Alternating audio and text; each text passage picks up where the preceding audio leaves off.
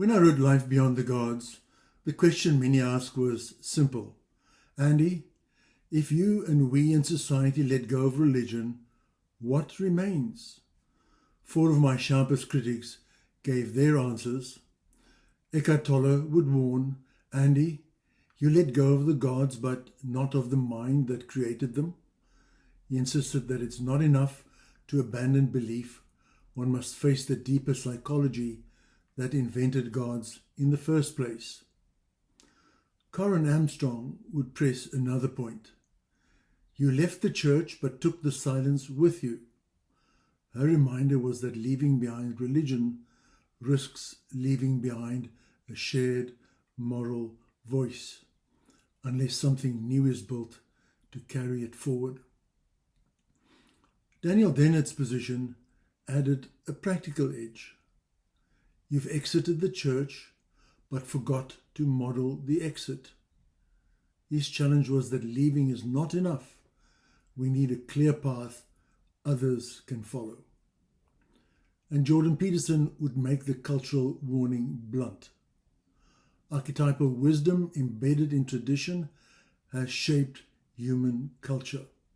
You tear down the cathedral, but offer no architecture of meaning in its place. These critiques frame the journey ahead. What is religion? Why has it existed so powerfully? What happens when it is removed? And what comes after when we live beyond the gods? Religion is not one thing, but a layered structure that has given meaning and authority for centuries. At its summit is a God, the divine, the transcendent source of ultimate purpose and command. Around God grows the church, institutions that guard revelation and organize community life, such as the Vatican in Rome or the Great Mosque of Mecca. The church is sustained by liturgy, rituals and sacraments that tie the ordinary time to the sacred, like the Christian Mass or the Hindu festival of Diwali. Religion also requires assembly, the gathering of people in worship and fellowship, such as Friday prayers in Islam or Sunday services in Christianity. It develops doctrine, systems of belief that give intellectual shape, like the Christian Trinity or the Buddhist Four Noble Truths. Doctrine, again, is carried by sacred stories, narratives that orient life, such as the Exodus of the Hebrews, the life of the Buddha, or the Quran story of Muhammad's nighttime journey. Religion also lays down a moral code, commandments and virtues that regulate conduct, like the 10 Commandments or the 5 Pillars of Islam. And finally, it opens onto the afterlife, a horizon of hope or judgment, like the Quranic version of paradise, the Buddhist wheel of rebirth, or the Christian heaven and hell.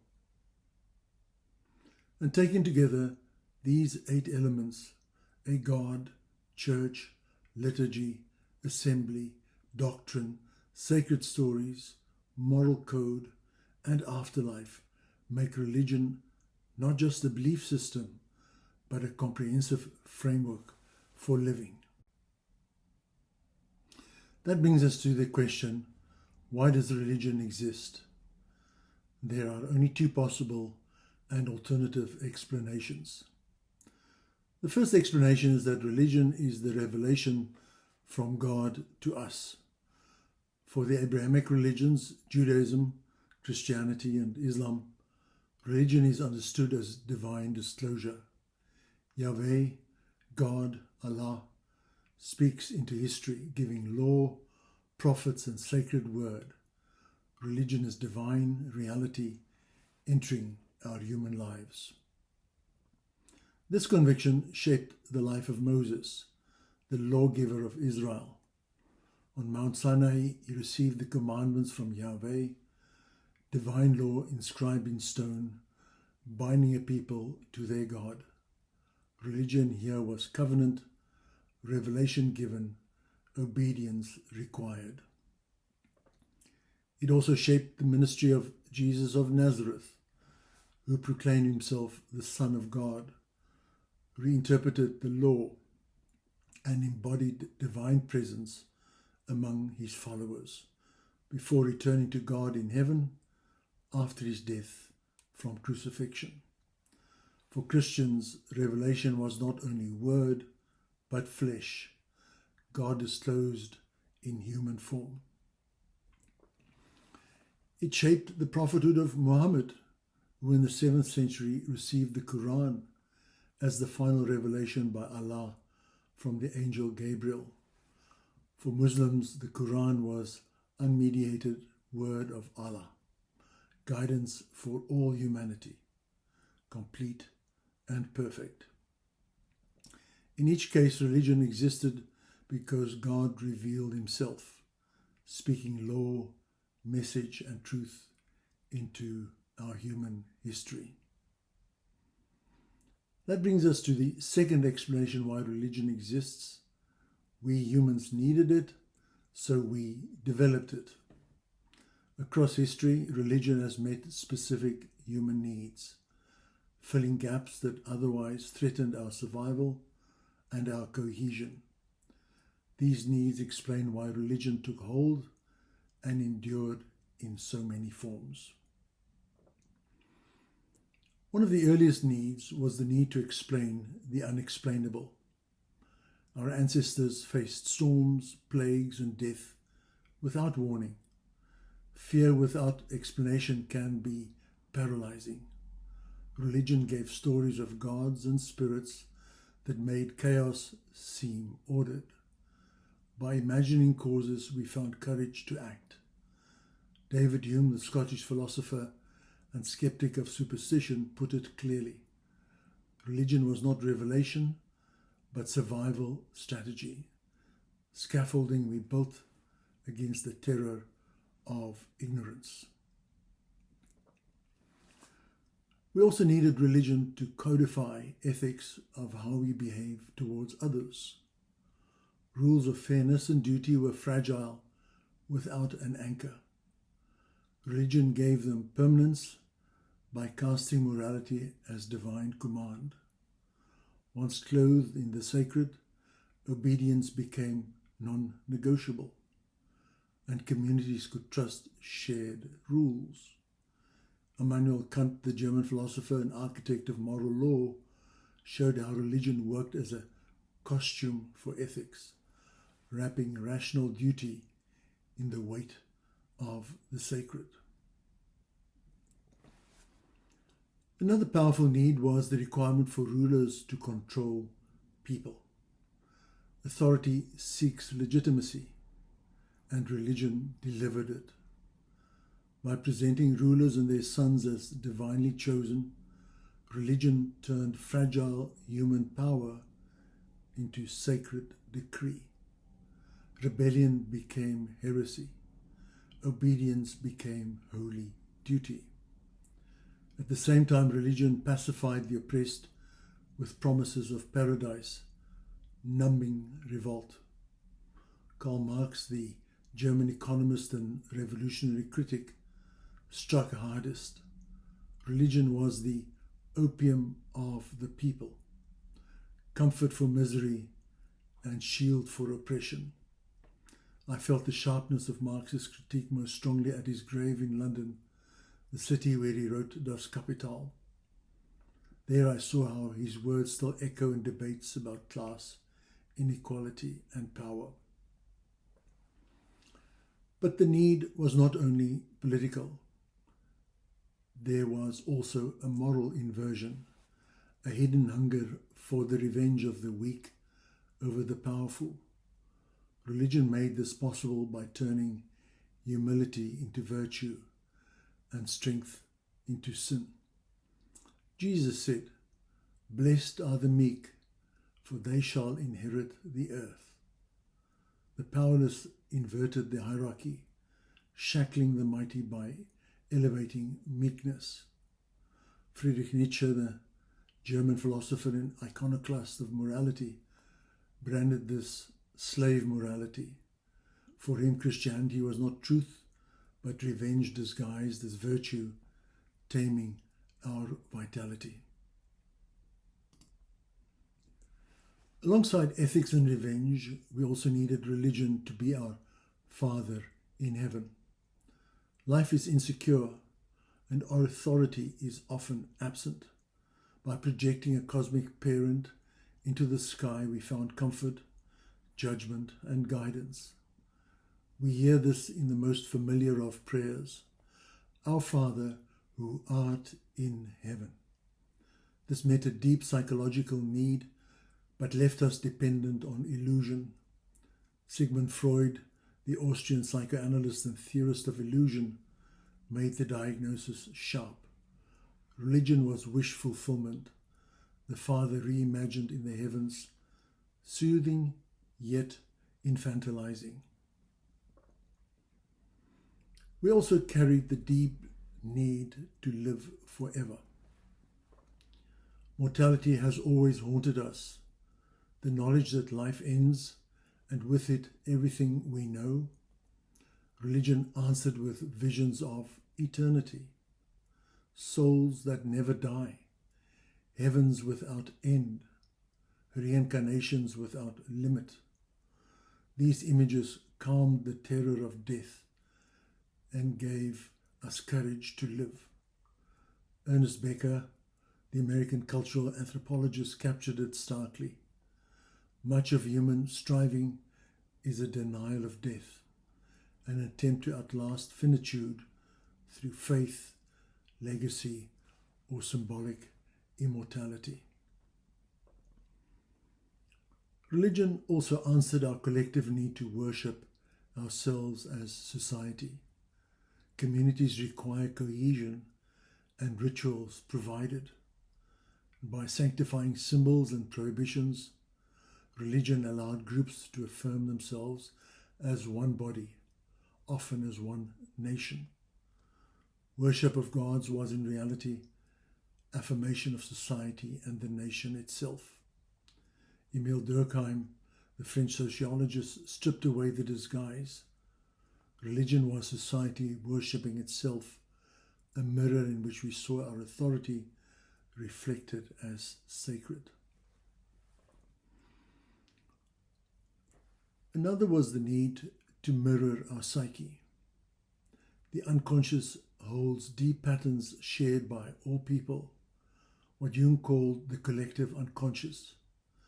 Within it live archetypes, recurring figures like our hero, our mother, the savior, our shadow. Religion gave these inner patterns outward form through symbols and myth. And without such mirrors, we would be impoverished. Carl Jung, the Swiss psychologist and explorer of archetypes, showed how religion reflected this shared psychic inheritance.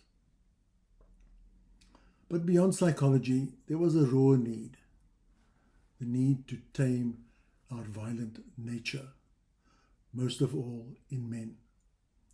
We imitate desires, and greed and rivalry breeds conflict. Left unchecked, violence spirals. Religion managed this through sacrifice and scapegoats, channeling aggression into ritual. Peace for the many was bought with the life of the one. René Girard, the French critic and theorist of scapegoats, exposed the mechanism. Religion was born from blood, a system to contain violence at our human core. And finally, there was the universal yearning to find transcendence. Even when morality, explanation, and ritual are stripped away, we long for something more. Religion gave us fullness, depth, a horizon beyond material limits. Charles Taylor, the 21st century Canadian philosopher and analyst of the secular age, showed why religion persists, because we continue to seek transcendence, resisting the flatness of purely immanent existence, a life bounded only by the here and now. I connected with Taylor's ideas most deeply during my time in Canada, where faith and secularism coexist uneasily. So we've seen why religion exists, either as a revelation from God to us, or as something we humans developed to meet our deepest needs. In both ways, religion offered meaning, order, and hope. The next question follows naturally. What happens when these layers are removed? What happens to us as individuals and to us as societies when we attempt to live beyond the gods and without religion? When we abandon religion and the gods, several vacuums can open. Without a God, we face existential anxiety, the possibility that meaning collapses into nothing. Without church, the familiar structures of belonging weaken. Without liturgy, the rituals that anchored time disappear. Without assembly, we risk isolation as communal ties thin out. Without doctrine, shared coherence fragments. Without sacred stories, imagination loses depth and continuity. Without moral code, trust between us becomes fragile. And without an afterlife, hope narrows to this life on earth alone. These are not abstract dangers. I felt some of them myself when I left the church and prayer. The quiet was liberating, but also left empty spaces. For a time I wondered whether those spaces could ever be filled. Religion's removal resets the search for meaning. If we live beyond the gods, what then? We humans do not stop needing. We continue to create successors to religion, some that elevate us, others that drag us down. On the constructive side, we build frameworks that strengthen our common life.